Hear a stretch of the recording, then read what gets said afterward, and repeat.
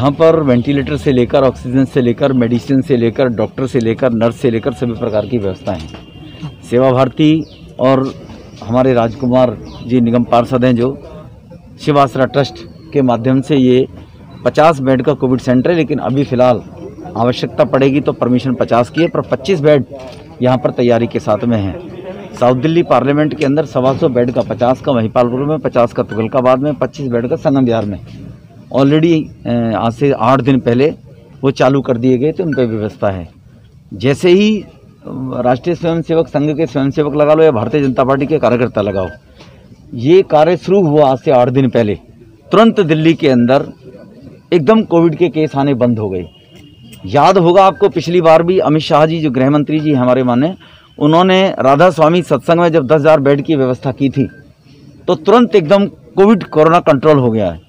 इसका मतलब व्यवस्थाओं के कारण लोगों में इनसिक्योरिटी फैलती है, घबराहट फैलती है, उसके कारण से पैनिक फैलता है और मीडिया को जगह मिलती है।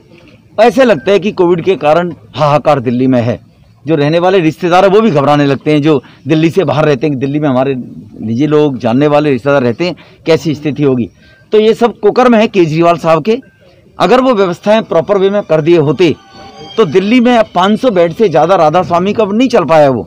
वो भी गृह मंत्री जी डॉक्टर हर्षवर्धन जी के इंटरफेरेंस से चला, वरना वो 15 दिन तक तैयार नहीं होता। रामलीला मैदान में केजरीवाल 65,000 करोड़ के फंड को लेकर नौटंकी कर रहे हैं। यहाँ पर भारतीय जनता पार्टी के कार्यकर्ताओं ने अपने निजी सब कंट्रीब्यूशन से साथ में सेवा भारती जी का सहयोग लेते हुए जिस प्रकार से दिल्ली के अंदर ये कोविड सेंटर, केयर सेंटर के बेड्स लगाए गए हैं, उनसे अब लोगों में इनसिक्योरिटी नहीं रही है। अब लोगों को है कि किसी के 1 कमरा है, 2 कमरा है, कोई दिक्कत होगी तो हमें ऑक्सीजन के लिए भागना नहीं पड़ेगा। कॉन्सनट्रेटर चाहे वो नजफगढ़ अगर हम जाएं पश्चिमी दिल्ली में, तो प्रवेश वर्मा जी ने जो वहाँ पर इसी प्रकार के बेड लगाए हैं और कॉन्सनट्रेटर डिस्ट्रीब्यूशन का काम किए, तो दिल्ली में हमारे सभी सांसदों ने बागडोर संभाल कर, चाहे गौतम गंभीर जी ने गरीब लोगों के लिए इंजेक्शन की व्यवस्था करवाई हो, और इसी प्रकार से नई दिल्ली में तो निश्चित रूप से आने वाले टाइम में कोविड पर कंट्रोल करेंगे, दिल्ली वाले ही करेंगे, केजरीवाल नहीं कर सकते। भदौरिया साहब, तीसरी लहर आने वाली है, हर कोई डर रहा है और खासकर बच्चों पर। अब बच्चों को लेकर किस तरीके से तैयारी है सर सरकार की भी? अब दिल्ली में केजरीवाल ने स्टेटमेंट दी थी, आपको याद होगा 14 अप्रैल को, कि हम सक्षम हैं, हम सारा काम कर लेंगे। उसके अंदर असुरक्षा थी कि कहीं केंद्र सरकार इसको देख ना ले। तीसरी लहर आएगी तो केंद्र सरकार इसको टॉलरेट नहीं करेगी केजरीवाल को, और भारतीय जनता पार्टी के कार्यकर्ता, भारतीय जनता पार्टी और राष्ट्रीय स्वयंसेवक संघ के स्वयंसेवक जिस प्रकार से काम करते हैं, वो पहले से ही हम लोग लड़ाई के लिए तैयार बैठे हैं। और इस प्रकार से कोविड केयर सेंटर के माध्यम से हजारों बेड दिल्ली के अंदर तैयार करवा दिए गए हैं। ठीक, अब तक क्यों नहीं हो पाई? इतने दिन बाद क्यों स्टार्ट हुई? नहीं, स्टार्ट तो 10 दिन पहले हो गया। ये तो एक्सटेंशन हुआ है, 1 महीने से शुरू है। ये काम सरकार का है।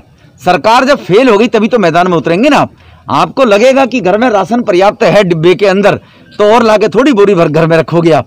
जब लगेगा कि स्थिति खराब है तभी आप भागदौड़ करेंगे। जब लगा कि सरकार फेल होने लगी तो इसीलिए हमको मैदान में फिर उतरना पड़ा, जब देखा कि लोगों में हाहाकार है। जी, अभी कोविड ये जो इंजेक्शन की वैक्सीन की कमी हो रही है, केंद्र सरकार कोई वैक्सीन की कमी नहीं है। केजरीवाल ने जिस प्रकार से 900 मीट्रिक टन ऑक्सीजन मांगी थी, दिल्ली की केवल डिमांड है, ऑडिट क्यों नहीं करवाया केजरीवाल ने? केवल 450 मीट्रिक टन। आज भी दिल्ली में 450 मीट्रिक टन ऑक्सीजन आ रही है। अफरा तफरी तो नहीं है ना, लेकिन केजरीवाल का मुझे 900 चाहिए, फिर कहने लगा 700 चाहिए। लोगों को लगा कि वास्तव में पर्याप्त मात्रा में है नहीं, जबकि ऑक्सीजन पर्याप्त मात्रा में थी। केजरीवाल के पास डिस्ट्रीब्यूटर का सिस्टम नहीं था।